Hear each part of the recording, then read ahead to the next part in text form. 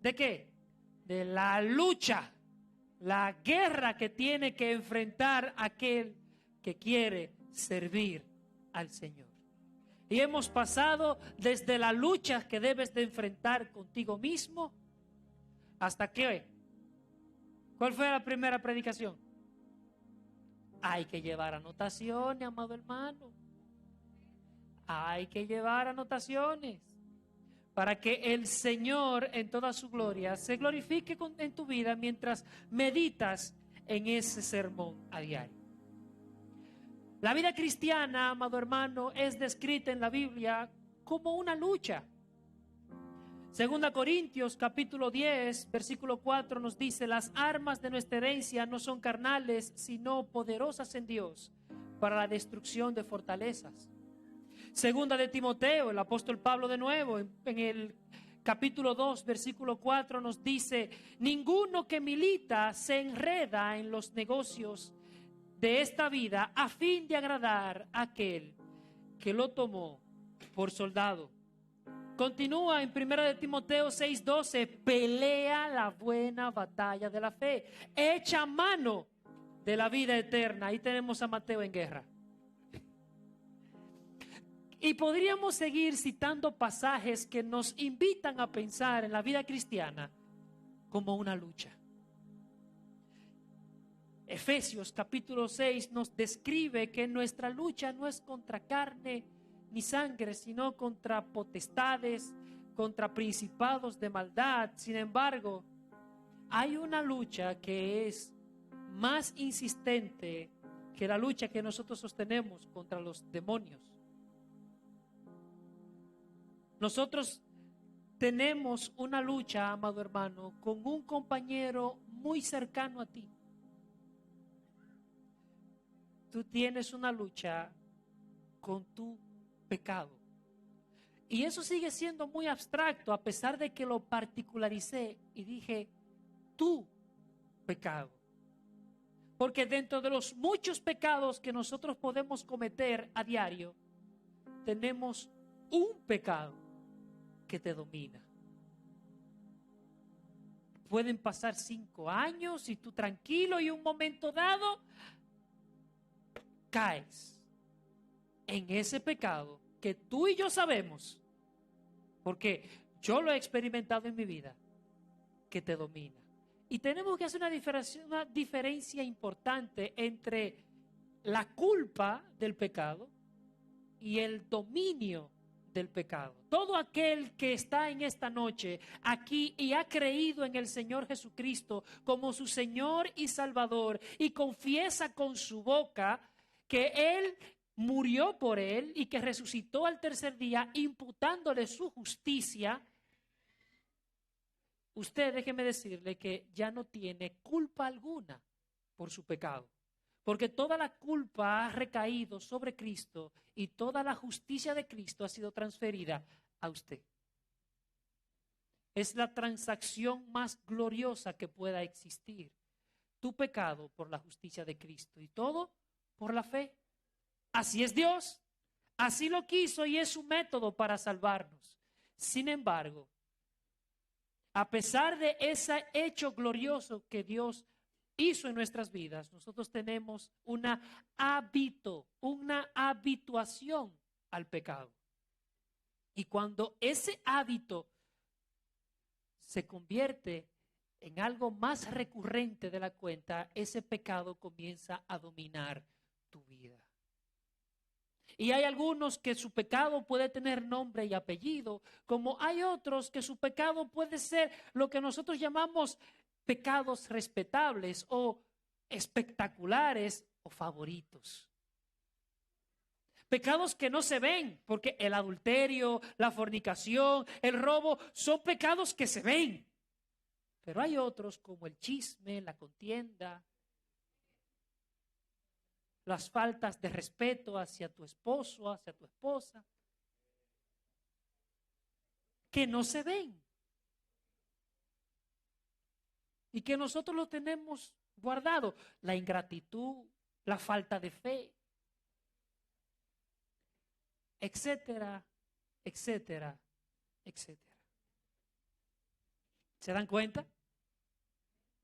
Tenemos una lucha muy frecuente con ese pecado en específico que te domina, que inmediatamente llega, reaccionas, y no necesariamente reaccionas como cristiano. Y hoy, amado hermano, nuestro propósito en este sermón es entrenarte para que puedas luchar contra ese pecado dominante.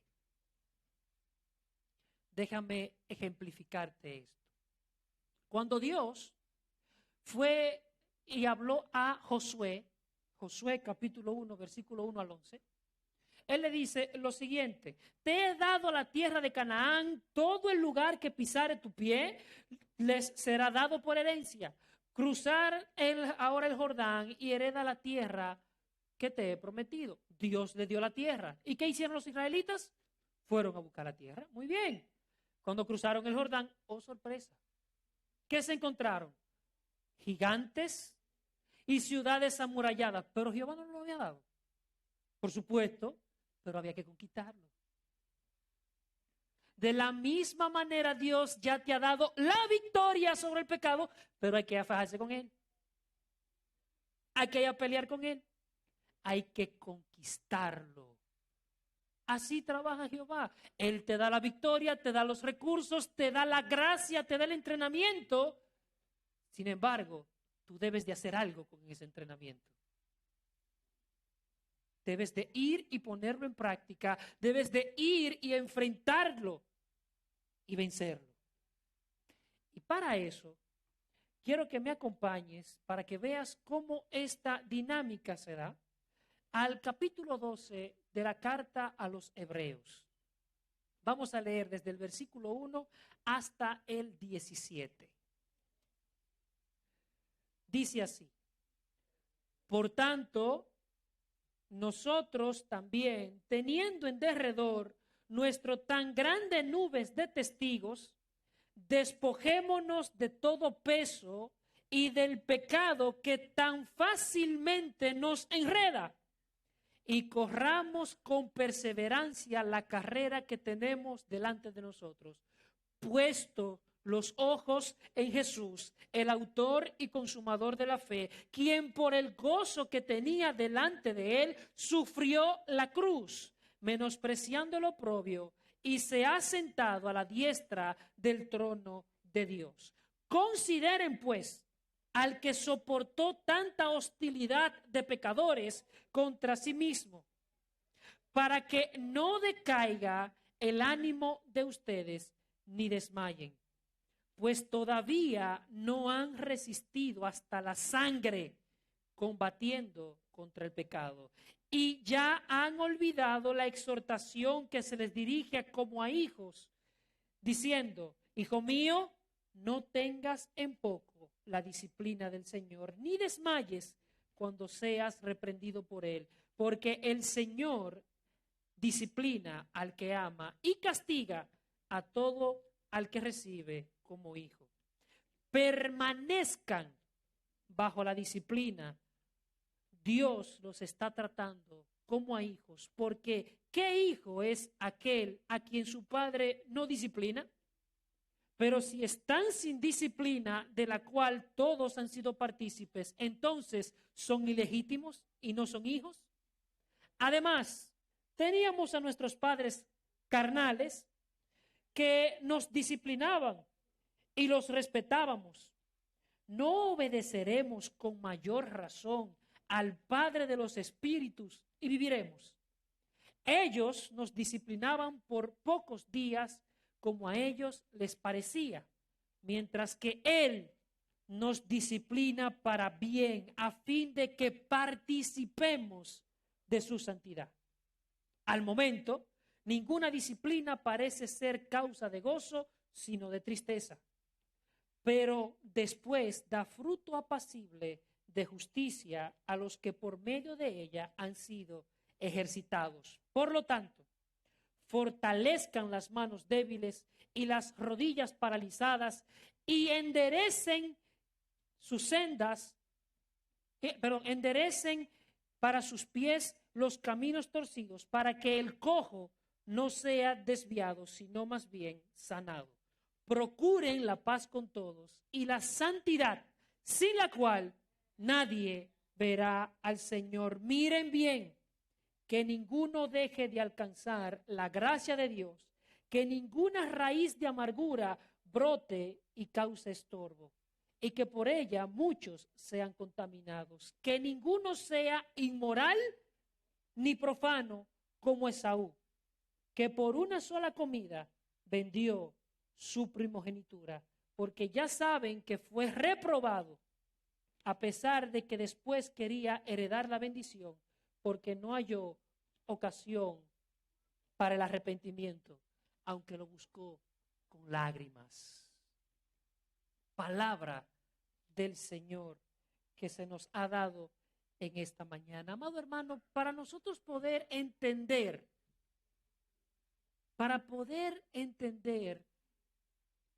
cómo vivir la vida cristiana, debemos de comprender tres cosas que este texto nos invita a pensar. Lo primero que nos invita a pensar es que debemos de comprender el glorioso privilegio que nosotros tenemos al haber sido enrolados en el ejército del Dios vivo. Dios ha seleccionado un pueblo para sí. A ti y a mí Dios nos ha elegido para pertenecer a ese glorioso ejército. La Biblia describe a su iglesia como una iglesia militante, con una misión en específico, y esa es la segunda cosa. Nosotros también debemos de estar conscientes de que Dios nos ha llamado a la más profunda guerra que puede existir. La guerra contra el pecado, la guerra contra las huestes de maldad. Nosotros somos una avanzada del reino de Dios en el reino de las tinieblas. Vivimos en el campo del enemigo. Y como tal debemos de vivir esta vida constantemente entendiendo que no vivimos en esta patria, que tenemos una ciudadanía en los cielos. ¿Ven el privilegio? Y que esa ciudadanía me hace a mí responsable de un cargo que Dios me ha dado, de una función, de una misión militar, de enfrentar al reino de las tinieblas y rescatar almas. Ven que es una tremenda lucha que usted tiene. Y tercero, ese privilegio y esa lucha lo hace a usted partícipe de la más rigurosa disciplina que pueda existir. Porque usted es un soldado. ¿Y qué es lo que distingue al ejército? Su disciplina. Todo soldado está estricta y específicamente entrenado para ser disciplinado. Para que cuando se le dé una orden, obedezca. Obedece el reino de Dios. ¿Cuántos de nosotros tiene por estandarte la obediencia a Jehová? No me conteste, para que reflexione. Estar consciente de esas tres cosas a nosotros nos hará poder, por lo menos, encarrilarlos y poder enderezar las sendas cuando estemos luchando contra ese pecado dominante. De ahí, mis amados hermanos, que este privilegio de la adopción que está a lo largo y ancho de todo el capítulo que acabamos de ver, si hay algo que resalta es ese glorioso privilegio. El predicador británico, que también es un excelente teólogo, G.A. Parker, en su libro Conociendo al Dios Vivo, dice que el privilegio de la adopción es el privilegio más glorioso de la vida cristiana. Ponte a pensar. Gálatas capítulo 4, versículo 4 dice, y llegado el cumplimiento del tiempo, es decir, que Dios había planificado en la mente de Dios, desde antes de la fundación del mundo, Él había planificado crearte y amarte. Y llegado el cumplimiento del tiempo, Dios envió a su Hijo. nacido de mujer y nacido bajo la ley, con el fin de rescatar a los que estaban debajo de la ley, para hacerlos hijos suyos. Tú eres un hijo de Dios. No. Es que a veces nosotros tenemos palabras que no comprendemos la profundidad. Es como el Dios te bendiga. Nosotros constantemente venimos a decir Dios le bendiga y lo hemos cogido como un saludo. Pero realmente pensamos en lo que significa cuando tú le dices a una gente, Dios te bendiga, el Dios que creó los cielos y la tierra, el Dios de toda riqueza, el Dios de toda gracia. Tú le estás diciendo a él, que lo bendiga. Eso tiene un peso impresionante. Lo mismo pasa con la palabra, con esta frase, hijo de Dios. Como hijo de Dios, eso significa que tú eres coheredero legítimo de toda la posesión de tu padre. Dios te ha hecho heredar una tierra prometida en el cielo, pero como Josué, alístate para la batalla porque tienes que ir a conquistar. Quiero que a lo largo de todo este sermón siempre tenga presente que todos los privilegios que Dios te da tienen un costo. Cada centímetro de tu vida, Dios lo reclama como suyo. No hay espacio alguno en el cual Dios nos reclame, eso es mío. Y cuando tú entiendes eso, y tú sales de la esclavitud del pecado para ser esclavo de Dios, tendrás verdadera libertad. Esa es la gran paradoja de la vida cristiana. Mientras que el mundo te dice, ven, que vas a vivir para ti. Vas a tener libertad. Cada vez te aprisiona más y te enreda más en su lujuria, en su pecado. Pero mientras que Cristo te dice, sométete a mí, cada vez más encontrarás libertad, gracia y amor. Y es así. De ahí, mis amados hermanos, que lo primero que vemos en este bloque del pasaje, en los versículos 1 al 3, es un estímulo para la lucha contra el pecado, resaltando ese privilegio que nosotros tenemos. Ese es nuestro único tema hoy, que para vivir la vida cristiana debemos de comprender el privilegio más elevado, estar consciente de la guerra más férrea y fuerte, y también que nosotros tenemos y estamos sometidos a la disciplina más rigurosa que pueda existir. Versículos 1 al 3. Por tanto, nosotros también, teniendo en derredor nuestra tan gran nube de testigos, despojémonos de todo peso del pecado que tan fácilmente nos enreda y corramos con perseverancia la carrera que tenemos por delante, puesto los ojos en Jesús, el autor y consumador de la fe. La pregunta del $1.000.000 es, ¿qué es lo que Él quiere que veamos? ¿Qué aspecto de Cristo es el que debo ver? Él continúa diciendo, quien por el gozo que tenía delante de él sufrió la cruz, menospreció el oprobio, se ha sentado a la diestra de Dios. Y luego dice, consideren, sigan viendo, consideren pues al que soportó tanta hostilidad de pecadores. Lo primero que nos invita a ver de Cristo es el gozo que él sentía por cumplir la voluntad de su Padre. Quien por el gozo puesto delante de él llegó al punto de ¿qué? De soportar la cruz. Si te das cuenta y lees correctamente, en estos 3 versículos, la palabra que más se repite es soportar. Soporta. Soporta. Resistencia. Resiste. No importa lo fuerte que sea, resiste. ¿Por qué? Porque Jesús resistió. Y en Cristo Jesús están todos los tesoros de la fuerza, de la gracia y de la sabiduría por la cual tú puedes soportar. Toda victoria sobre el pecado es una victoria en Cristo. No habrá victoria si tú despegas tu mirada de Cristo. ¿Recuerdan la ilustración de la última vez que prediqué? Cuando yo estaba aprendiendo a manejar, yo tenía un problema.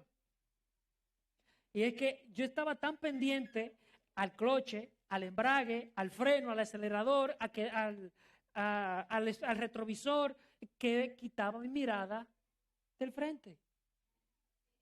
Y adivina qué pasaba. Me iba por el lado. ¿Por qué? Porque quitaba mi mirada donde yo la tenía que tener. En nuestra vida cristiana, amado hermano, inmediatamente quitas la mirada de Cristo, te desvías. Y tu pecado dominante brota.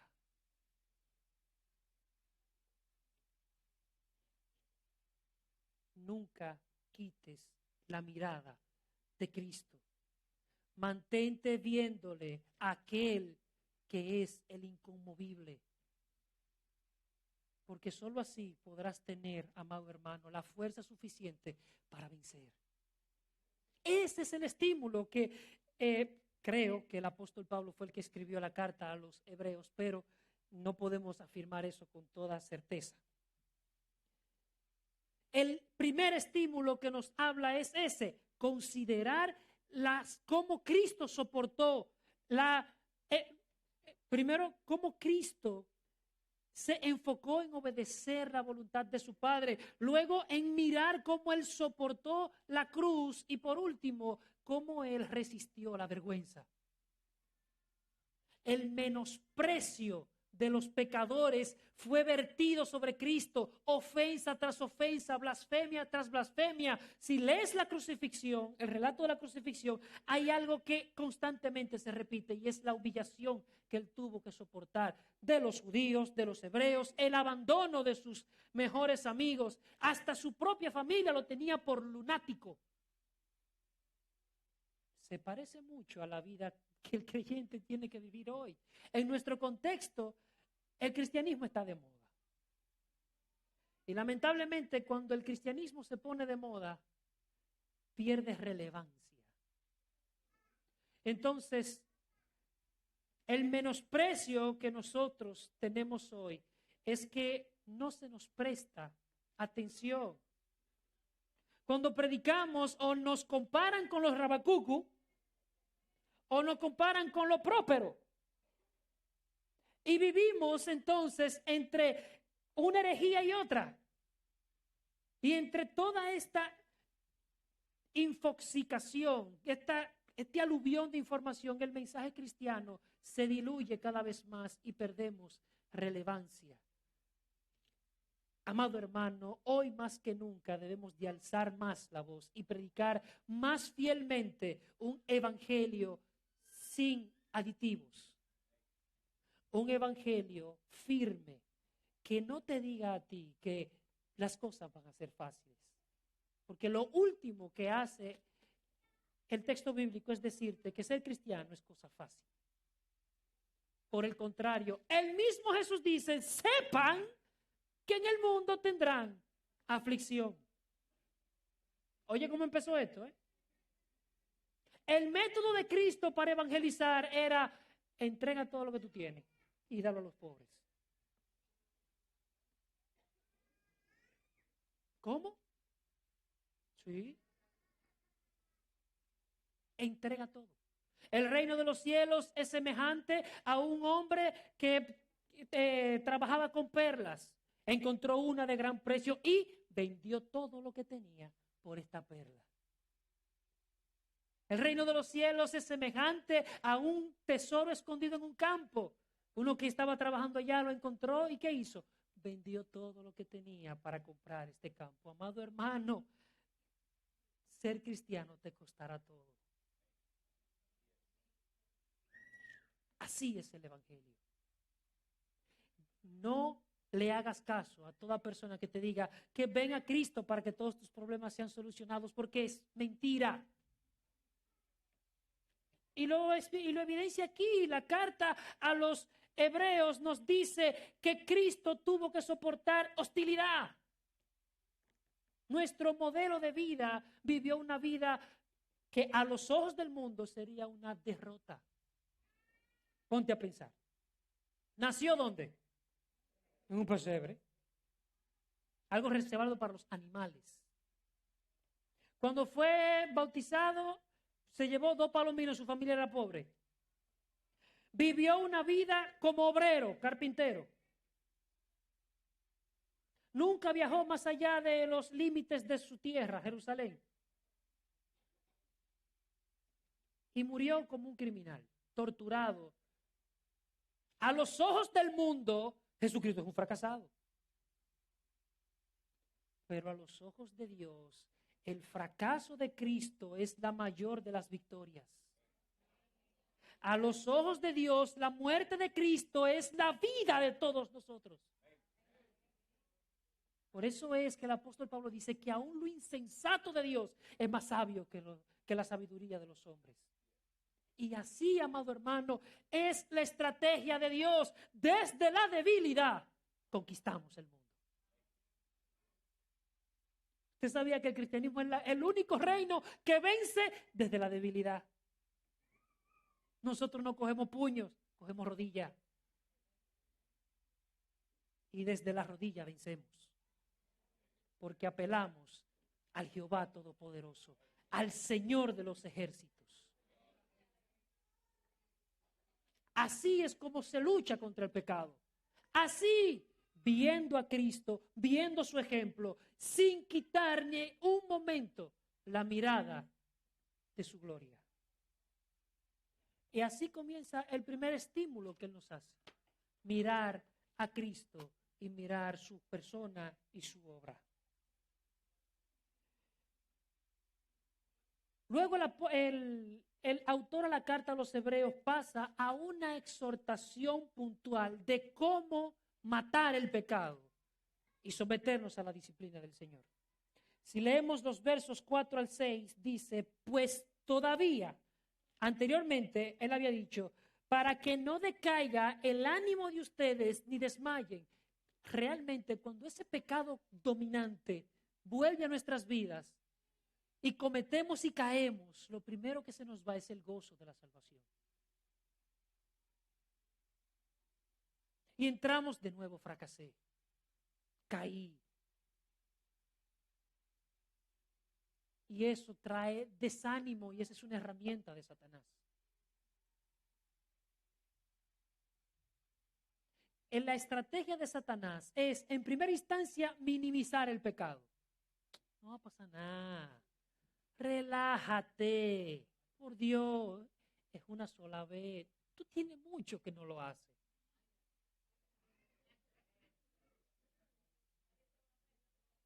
Por Dios, estás solo, tranquilo. Solo se vive una vez. Y luego que caes, qué imbécil tú eres. No vas a poder salir. Es demasiado difícil abandonarlo.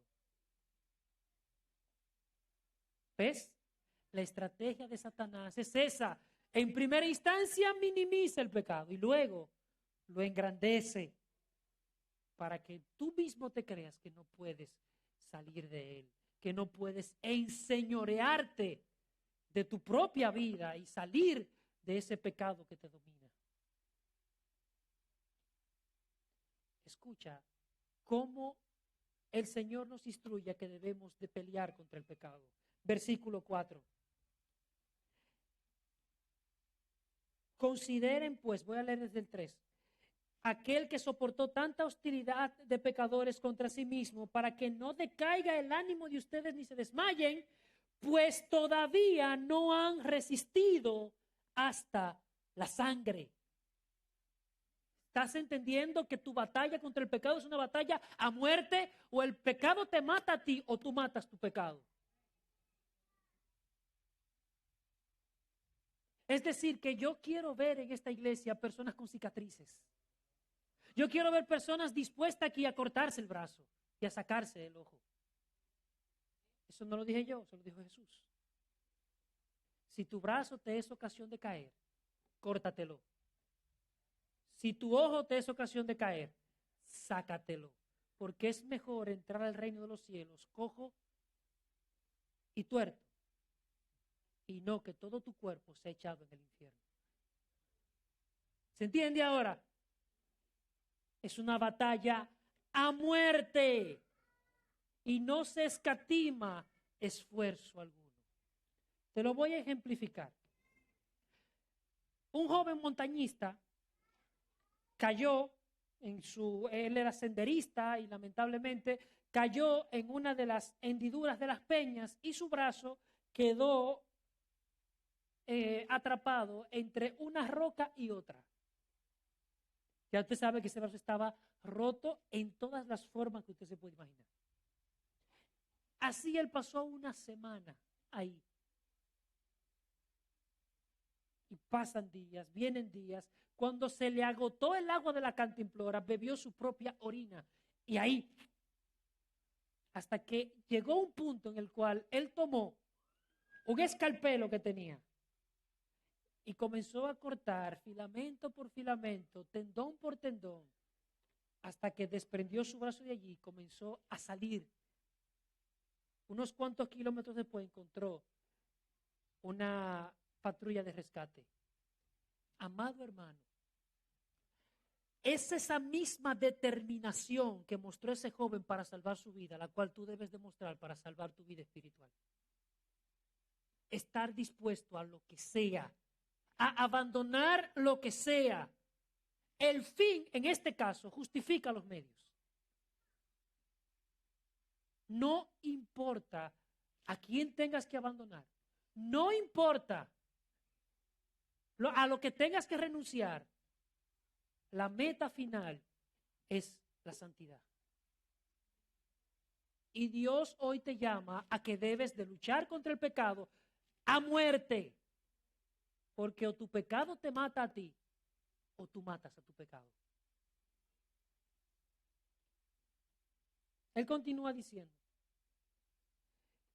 ¿acaso han olvidado la exhortación que les dirige como a hijos? Y cita Proverbios en su capítulo, si no mal recuerdo, capítulo 3, versículo 11, donde dice, hijo mío, no tengas en poco la disciplina del Señor, ni desmayes cuando seas reprendido por Él, porque el Señor, a quien ama, disciplina y corrige. Luego entonces él extiende ese argumento y toma el ejemplo de nuestros padres terrenales, lo cual realmente sabían dar pela, Sí. Digamos que mi papá sabía quitarte lo negro de cierta parte oscura a correazo, pero lo hacía con el firme propósito de hacerme y de corregir y de formar un carácter correcto. Todos aquí hoy agradecemos esas pelas. Todos aquí hoy agradecemos ese padre que corregía una y otra vez. Varón, pero hay padres que se pasan, por supuesto, y el texto lo dice. El texto lo dice, ellos nos corregían según su propio entendimiento. Y a veces se le pasaba la mano. Y a veces había una disciplina por el simple hecho de la disciplina. Sin embargo, la disciplina que Dios muestra tiene un propósito firme, porque el que está disciplinando es el Dios todopoderoso, es el Dios del completo amor.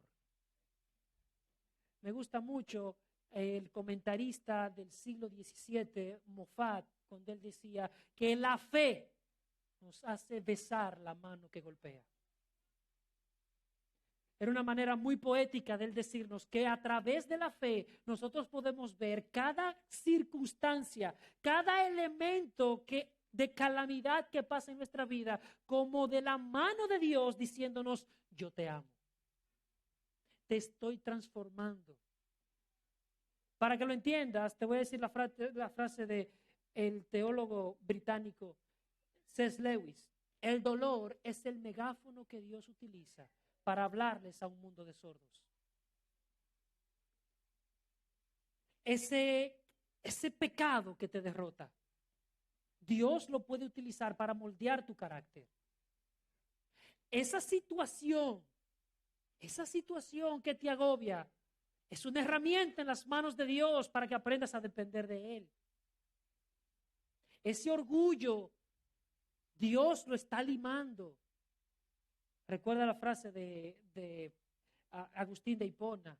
Dice, el orgullo no es grandeza, es hinchazón. Y algo que está hinchado es porque está enfermo.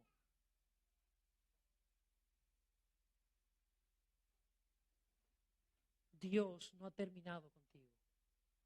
Dios está trabajando en cada aspecto hasta que se logre, escucha bien, hasta qué punto es que Dios va a trabajar contigo. Dice, versículo 10, ellos nos disciplinaban por pocos días, como a ellos les parecía, mientras que Él nos disciplina para bien, a fin de que participemos de su santidad. Hasta ese es el punto que Dios va a trabajar contigo, hasta que Él vea su carácter en ti. Así que ese mal carácter, esa boca cizañosa, chismosa, de doblez, que hay veneno de áspid debajo de ella. ¿Estoy exagerando? No, me avisan, ¿eh? Es para sumarle 2 o 3 cositas más. Y quedar corto. Dios la va a transformar hasta que de ahí salga su palabra. Dios no ha terminado contigo. Y ahora, de ahora en adelante, amado hermano, quiero que aprendas a ver cómo la disciplina correctiva de Dios en cada aspecto de tu vida, porque eso le dará un giro, un nuevo giro a tu vida espiritual. Cada momento de desesperación, cada elemento de pecado, cada momento de tu vida es una lucha en la cual Dios te está diciendo, yo estoy detrás para perfeccionarte, para que te levantes de ahí hasta que sea formado mi carácter en ti.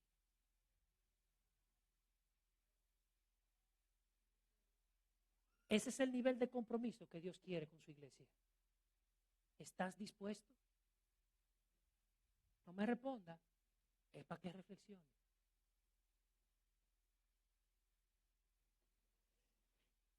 Así, amado hermano, hay una canción que me gusta mucho, que yo sé que algunos de ustedes lo van a recordar, del cantautor puertorriqueño Samuel Hernández, que se llama Dios me dijo que no. Parece extraño, ¿eh? Todo el mundo quiere que Dios le diga que sí. Bueno, él hizo una canción que dice, Dios me dijo que no. En la canción es un diálogo entre él y Dios donde él está pidiendo muchos elementos de santidad y sorprendentemente, a cada vez que él habla, Dios le dice que no. Vamos, yo no voy a cantar porque cuando canto desencanto, pero voy a leer algunos versos. Escuche esto. Le dije al Señor que quería paciencia y Él me dijo que no, que la paciencia es producto de la tribulación. No se concede, se conquista. Le dije al Señor que quitara mi orgullo y me dijo que no, que es algo que tengo que entregar. Le dije al Señor que quería riqueza y me dijo no, que aprendiera a depender de Él. Yo le dije al Señor que sanara a mi madre y me dijo que no, que es algo por lo cual tenemos que pasar. Yo le dije al Señor, pero Él me dijo que no, a mi tiempo yo obraré, entiéndelo, porque yo soy Jehová. Le dije al Señor que sanara mi tierra y me dijo que no, que primero hay que humillarse. Si se humilla mi pueblo sobre el cual mi nombre es invocado, yo sanaré su tierra y los perdonaré. Al fin he comprendido hacer tu voluntad, que eres mi dueño y mi guía eres tú. Lo que el Espíritu diga, eso se hará, porque aquí, en ti y en mí, manda Jehová. Y así continúa la canción y nosotros sabemos que así es que Dios obra. Porque Dios te rescató, Dios te dio la victoria, Dios te dio la promesa, Dios te dotó de dones, pero tú tienes que salir a conquistar la tierra. Dios quiere que salgas de tu zona de confort y empieces a entregar esa mala malla que te domina.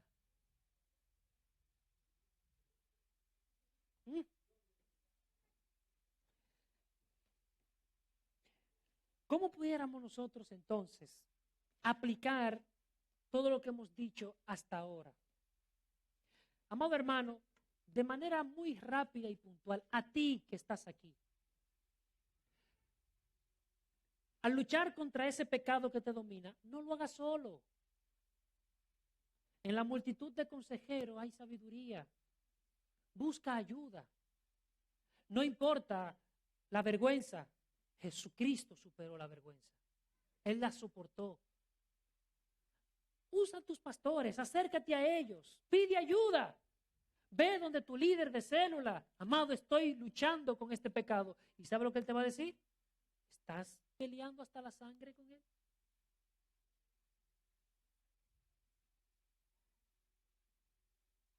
Segundo,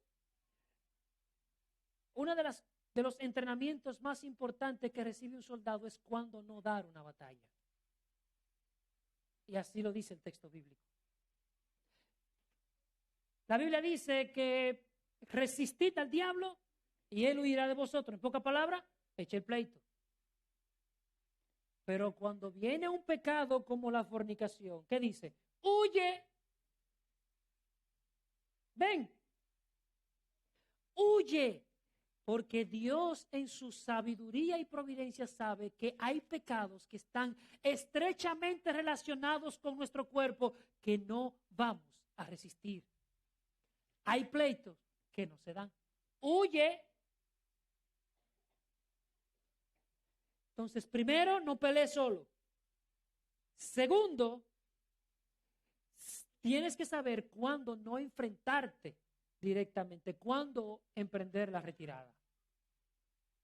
Y tercero, y es lo que hemos dicho a lo largo de todo este sermón, sé consciente del privilegio que tú tienes y ten la determinación absoluta de que eres un hijo de Dios y que estás recibiendo un entrenamiento riguroso porque tienes una batalla rigurosa que dar. Por último, al amigo que está aquí y que nos visita, o que por la gracia de Dios terminó y llegó hasta este punto de la transmisión. Mira,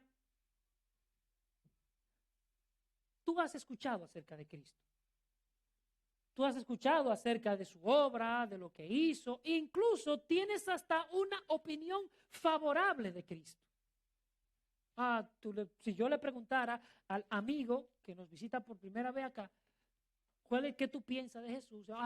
Un excelente maestro, un tipo con una sabiduría excelente y tiene una muy buena opinión de él. Sin embargo, yo quiero hacerte una pregunta hoy. Y yo creo que va a ser la pregunta más determinante que se ha hecho. Y no es una pregunta filosófica, no es una pregunta de una cosa del otro mundo, es muy sencilla. Y quien la formuló fue precisamente un impío, Pilatos. Mateo capítulo 27, versículo 22. Pilato dijo, ¿qué pues haré con Jesús al que llaman el Cristo?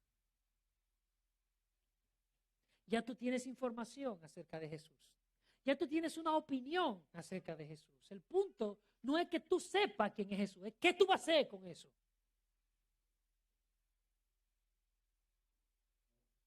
¿Qué pues haré con Jesús al que llaman el Cristo? Déjame adelantarte que Pilato la respondió muy mal. Pilato se llevó de lo que la muchedumbre dijo, crucifíquenlo. Queremos a Barrabás en vez de él.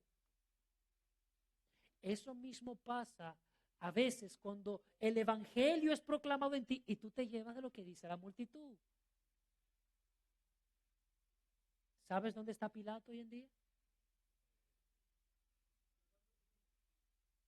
Reservado para el juicio de Dios, en un lugar de total y completo tormento. No puedes eludir esta pregunta. En un momento dado de tu vida tendrás que responder. De hecho, no decir nada es responderla. ¿Qué harás con Jesús al que llaman el Cristo? Mi intención con esa pregunta es que no duermas hoy, que le dé vuelta y que el Espíritu Santo te inquiete hasta más no poder, hasta que tú respondas esa pregunta. ¿Qué pues harás con Jesús al que llaman el Cristo? Si quieres responderla de manera favorable y decirle, yo haré de Jesucristo mi modelo de vida, yo haré de Jesucristo mi Señor, ora conmigo. Amado Señor, Padre Santo y bendito, que toda la gloria, la honra y el poder sean tuyas. Hoy, Dios, entrego mi vida a ti para que tú seas mi Señor y Salvador. Entrego mi vida, mira mi pecado, bórralo. Creo en ti, creo que moriste por mí y que por tu sangre, oh Dios, he sido lavado y por tu justicia, oh Dios, seré resucitado y tendré libre acceso a la gracia de vida. Permíteme orar también por ti